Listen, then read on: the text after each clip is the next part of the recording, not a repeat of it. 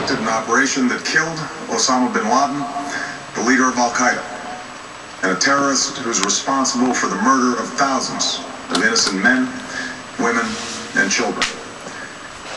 It was nearly 10 years ago that a bright September day was darkened by the worst attack on the American people in our history.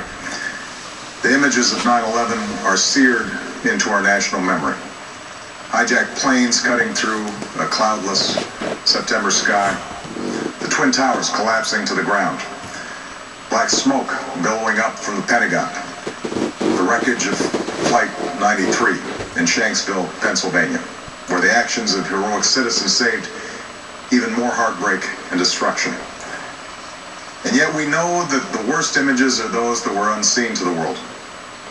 The empty seat at the dinner table, children who were forced to grow up without their mother or their father, parents who would never know the feeling of their child's embrace, nearly 3,000 citizens taken from us, leaving a gaping hole in our hearts. On September 11th, 2001, in our time of grief, the American people came together.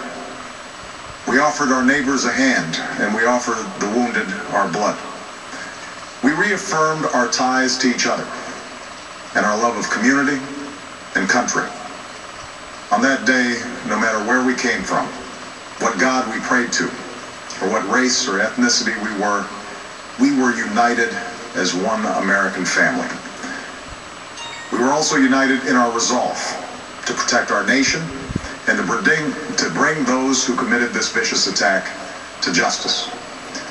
We quickly learned that the 9/11 attacks were carried out by Al-Qaeda, an organization headed by Osama bin Laden, which had openly declared war on the United States and was committed to killing innocents in our country and around the globe.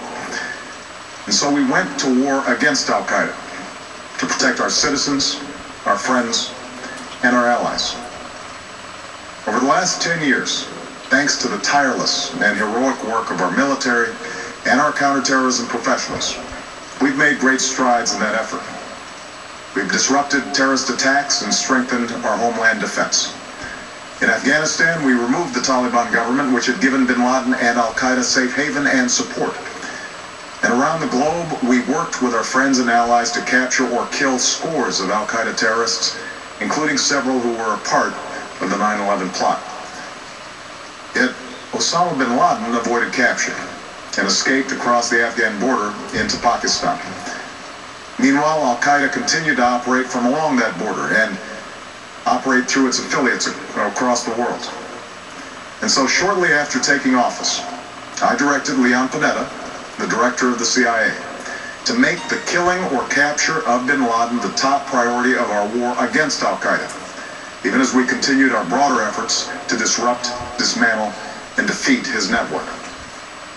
Then, last August, after years of painstaking work by our intelligence community, I was briefed on a possible lead to bin Laden.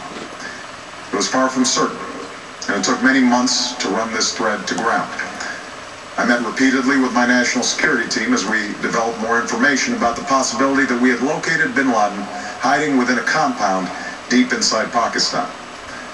And finally, last week, I determined that we had enough intelligence to take action and authorized an operation to get Osama bin Laden and bring him to justice. Today, at my direction, the United States launched a targeted operation against that compound in Abbottabad, Pakistan. A small team of Americans carried out the operation with extraordinary courage and capability. No Americans were harmed. They took care to avoid civilian casualties. After a firefight, they killed Osama bin Laden and took custody of his body. For over 2 decades, bin Laden has been Al-Qaeda's leader and symbol, and has continued to plot attacks against our country and our friends and allies. The death of bin Laden marks the most significant achievement to date in our nation's effort to defeat Al-Qaeda. Yet his death does not mark the end of our effort. There's no doubt that Al-Qaeda will continue to pursue attacks against us. We must, and we will, remain vigilant at home and abroad. As we do, we must also reaffirm that the United States is not and never will be at war with Islam. I've made clear, just as President Bush did shortly after 9/11, that our war is not against Islam. Bin Laden was not a Muslim leader. He was a mass murderer of Muslims. Indeed, Al-Qaeda has slaughtered scores of Muslims in many countries, including our own. So his demise should be welcomed by all who believe in peace and human dignity. Over the years, I've repeatedly made clear that we would take action within Pakistan if we knew where bin Laden was. That is what we've done. But it's important to note that our counterterrorism cooperation with Pakistan helped lead us to bin Laden and the compound where he was hiding. Indeed, bin Laden had declared war against Pakistan as well and ordered attacks against the Pakistani people. Tonight, I called President Zardari, and my team has also spoken with their Pakistani counterparts.